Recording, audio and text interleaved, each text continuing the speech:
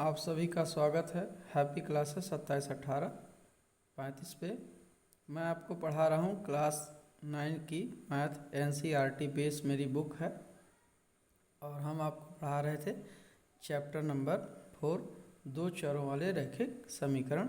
इसी बात को आगे बढ़ाते हैं और ये हमारी प्रश्नावली 4.2 का क्वेश्चन नंबर 3 और 4 है, जिसमें हम 1 और 2 पहले लेक्चर में दे चुके हैं। उसकी वीडियो आपके पास अवेलेबल है, सर्च करिएगा मिल जाएगी। तो चलिए स्टार्ट करते हैं। ये देखते हैं कि हमारे पास ये क्वेश्चन नंबर 3 है और 3 का निर्देश आपके सामने दिया गया है कि समीकरण x - 2i इक्वल जो 4 लिखा है उसमें हल कौन कौन से हैं। तो हमें हल ज्ञात करना है, मतलब सॉल्यूशन हमें ज्ञात करना है। अब ये आपके सामने हम पूरा सवाल रख देते हैं। यहाँ पे निर्देश देख लीजिए 4.2 में बताइए निम्नलिखित हलों में कौन कौन समीकरण x - 2i इक्वल 4 के हल हैं और कौन कौन हल नहीं है। तो इसका सबसे आसान तरीका है कि जो यहाँ पे आप समीकरण लिख लीजिए। यहाँ पे समीकरण है x - 2i इक्वल 4, इसको आप 1 नाम दे दीजिए और फर्स्ट का आंसर देना है 0, 2 हल है या नहीं। समीकरण 1 में रखने पर, समीकरण 1 में रखने पर निर्देशांक ज्यामिति से हमें पता है कि आर्डर पेयर में जो पहला मान लिखा होता है वो x का होता है और बाद वाला मान y होता है। तो रखिए x की जगह पर 0 - 2 गुणे y की जगह पर 2 इक्वल 4। देख लेते हैं -4 इक्वल 4। अब आप बताइए क्या -4 और +4 आपस में बराबर हैं? नहीं, -4 माइनस है, +4 प्लस है। तो ये बात क्या हो गई? फॉल्स हो गई, मीन्स असत्य हो गई।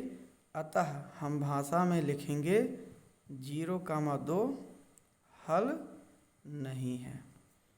तो फर्स्ट मेरा लग गया। अब हम बात कर लेते हैं सेकंड की।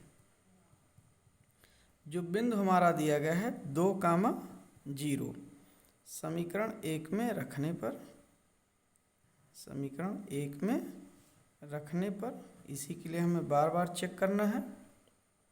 हम क्या करेंगे, ये मान है 2 का और यह मान है 0 का।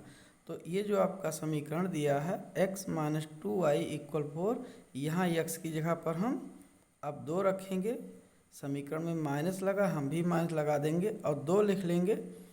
और यहाँ 2 और y के बीच गुणे का चिन्ह है और जब भी आप वेरिएबल का मान रखें तो गुणा का चिन्ह एकदम क्लियर कर लें और यहाँ कर दें 0, क्योंकि ये 2, 0 लिखा है, मतलब y का मान आपको 0 रखना है बराबर 4। हमें क्या मिल गया? 2 - 0 बराबर 4। तो अगले स्टेप में हमें मिल गया 2 बराबर 4। अब बताइए क्या 2 कभी 4 के बराबर हो सकता है? उत्तर है नहीं, मतलब ये बात भी आपकी फॉल्स हो गई। अतः यहाँ पे 2, 0 समीकरण 1 का हल नहीं है। चलिए हम थर्ड पार्ट वाला देख लेते हैं पोर्शन। थर्ड पार्ट क्या कहता है? 4, 0 हम लिखेंगे समीकरण 1 में रखने पर, समीकरण 1 में रखने पर रख दीजिए भैया। 4 है x का मान और 0 है y का मान। समीकरण आपका ये रहा बॉक्स वाला। अब इसे मैं बॉक्स में कर देता हूँ। तो पहले मान आया है 4 का, तो x की जगह आप 4 रख दीजिए। समीकरण में माइनस लगा है, आप भी माइनस लगा देंगे। 2 गुणे y का मान कितना है 0 बराबर 4 कर दीजिए। मतलब आपको क्या मिल गया 4 बराबर 4। देख लें 2 गुणे 0 बराबर 0, तो 4 में से आप 0 घटाएंगे तो 4 ही तो आएगा। अब हम क्या पाते हैं कोई भी संख्या स्वयं के बराबर होती है, मतलब यह बात क्या है सत्य। अंग्रेजी में लिखें तो ट्रू है। तो हम लिखेंगे अतः 4, 0 समीकरण 1 का हल है। तो आपका इस तरीके से थर्ड पार्ट भी लग गया। अब हम फोर्थ पार्ट की ओर बढ़ते हैं और सुविधा के लिए हम समीकरण लिख लेंगे यहाँ पे। चलो तो समीकरण हम लिख लेते हैं। तीसरे का फर्स्ट है ये, मतलब तीसरा सवाल लगा रहे हैं। तो x - 2y = 4। अब यहाँ इसको लिख देते हैं समीकरण 1। और हमारा जो पहला बिंदु है, चौथा बिंदु है √2, 4√2। यहाँ हम भाषा में लिखेंगे कि समीकरण 1 में रखने पर, समीकरण 1 में रखने पर, तो समीकरण 1 में रख लेते हैं। क्या मिल जाएगा x का मान है √2 और y का मान है 4√2 रख लेते हैं। तो यहाँ है x तो √2 रख दिया, समीकरण में माइनस लगा देंगे 2 और y का मान हो जाएगा 4√2 बराबर मिल गया 4।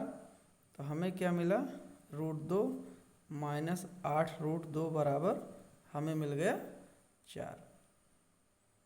तो यहाँ पे इसे सिंप्लीफाई कर लें।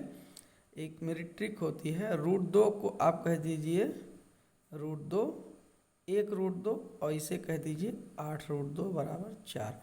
अब देखिए यहाँ लिखा है √2 को कहिए आम,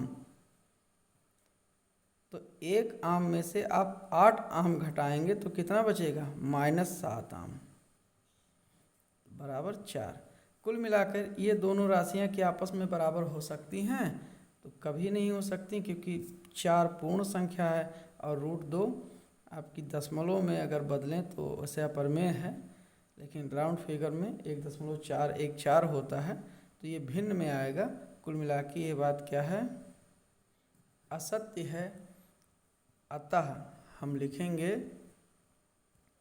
√2, 4√2 समीकरण 1 का हल नहीं है।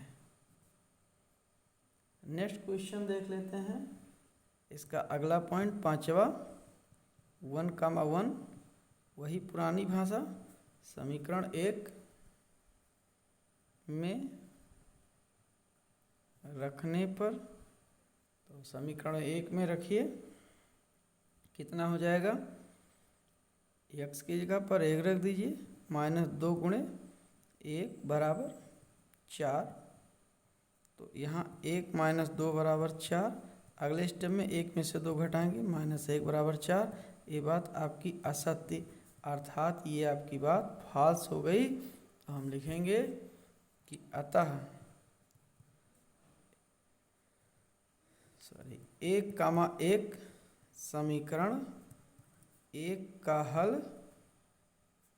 नहीं है, 1 का हल नहीं है।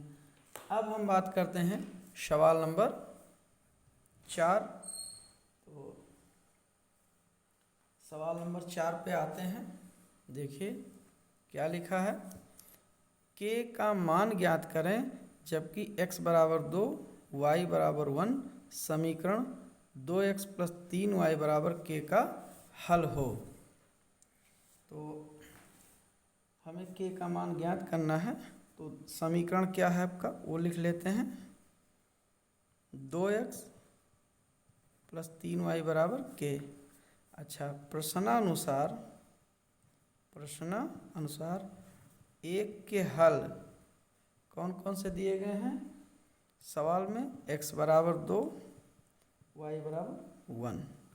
तो इस मान को हम रखने पर कहाँ रखेंगे, इसी सवाल में जिसे समीकरण 1 मैंने माना है 4 नंबर वाले में, रख के देख लेते हैं। रखिए, तो यक्स की जगह हम 2 रखेंगे तो 2 गुणे 2 धन 3 गुणे 1 बराबर के। तो सॉल्व करिए, 2 दूनी 4, 3 एकम 3 बराबर के मीन्स 7 बराबर के। तो इसे हम पलट के लिख दें, के बराबर हो गया 7। तो ये रहा आपका प्रश्नावली 4.2 का आखिरी सवाल। अब हम आपको नेक्स्ट लेक्चर में बताएंगे कि 2 चरों वाले रैखिक समीकरण का आलेख अर्थात ग्राफ कैसे खींचते हैं। अर्थात अगली प्रश्नावली हमारी होगी 4.3 होगी यहाँ पे।